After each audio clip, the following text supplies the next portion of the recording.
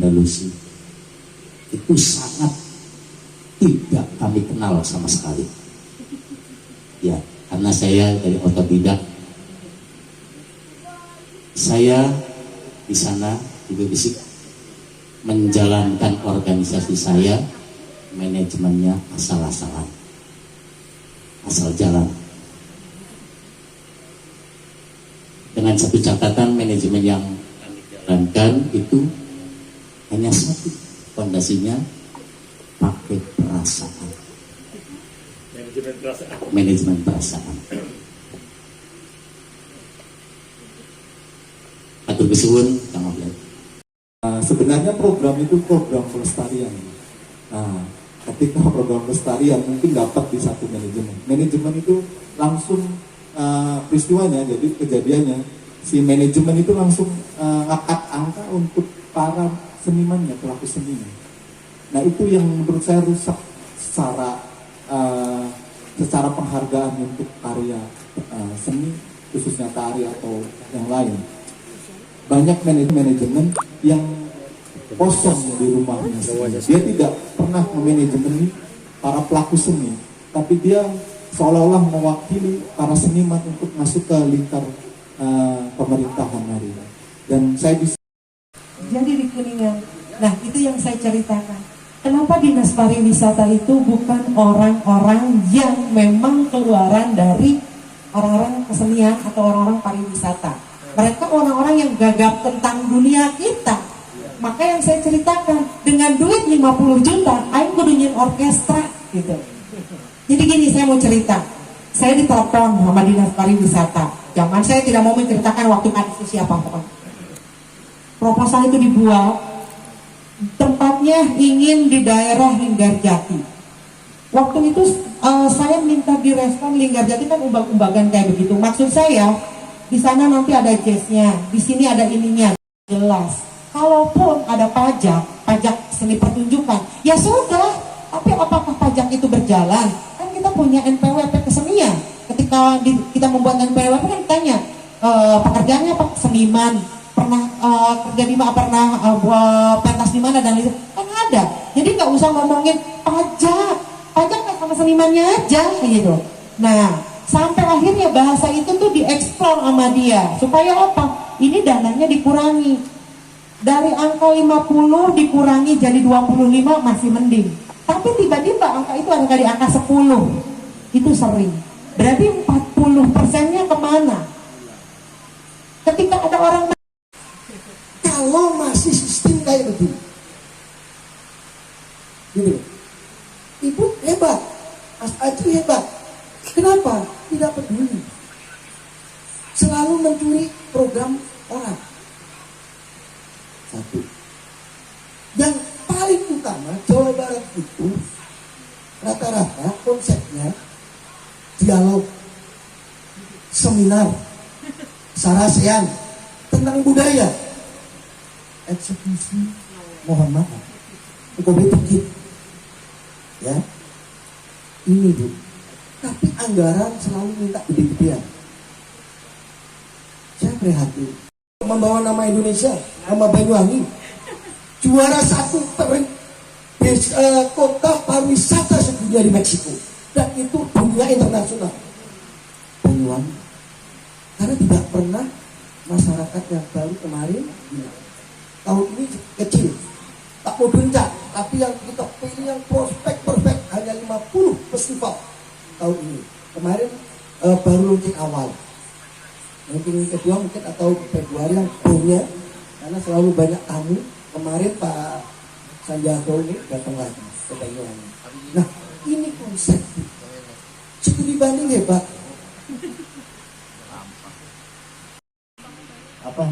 Ini juga harus belajar tentang bagaimana entrepreneur itu yang wirausaha seni ini, karena anak muda itu kan sukanya berbisnis sekarang gitu kan. Iya, posting di medsos ya kan, berbisnis apa gitu. Kemudian yang kedua, sekarang ini kan anak milenial itu trennya adalah sukanya adalah healing, jalan-jalan wisata gitu kan. Jadi saya kira ini kan contoh gitu kan, ya bahwa ya budaya juga bisa jadi kegiatan wisata. Ada padepokan, ada kegiatan seni, terus ada sungai. Nah, ini kan jalan-jalan. Saya kira di Kuningan itulah orang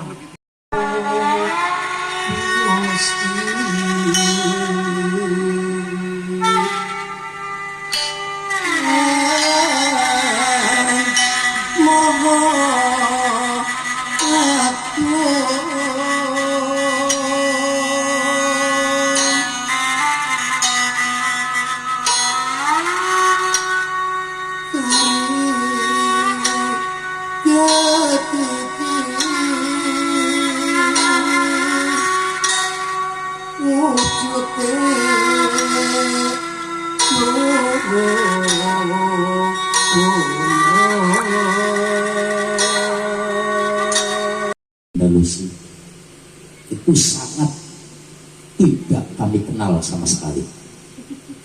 Ya, karena saya dari otodidak.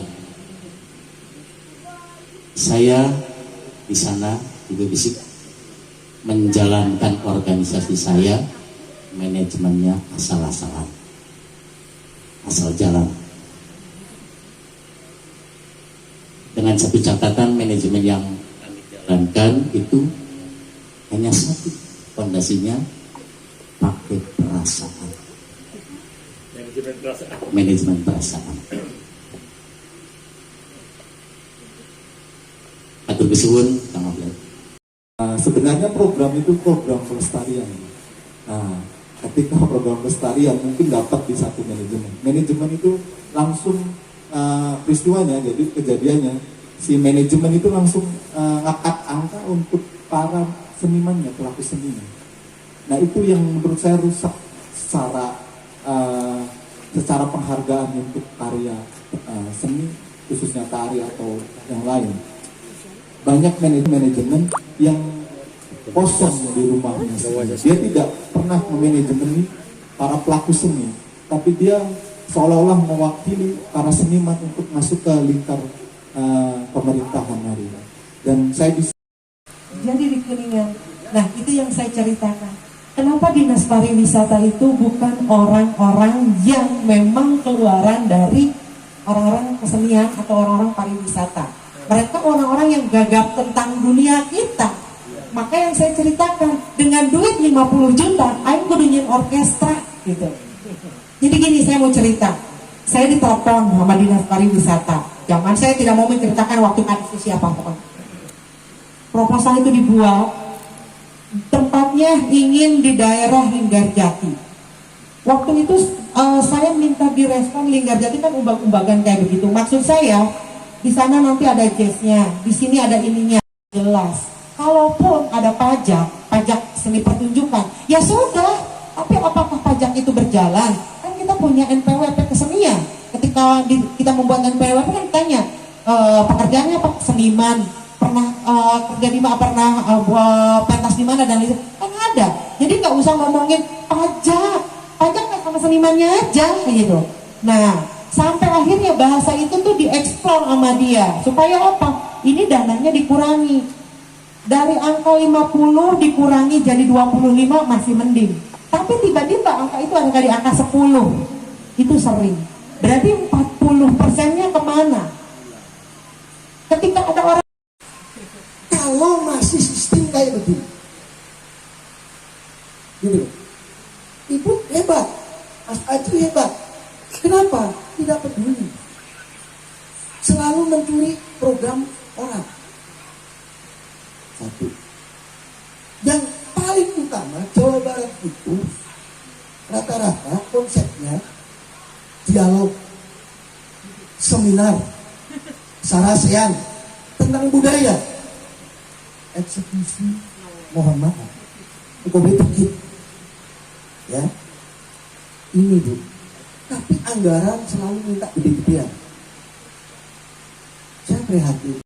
Membawa nama Indonesia, nama Banyuwangi, juara satu kota pariwisata sedunia di Meksiko, dan itu dunia internasional.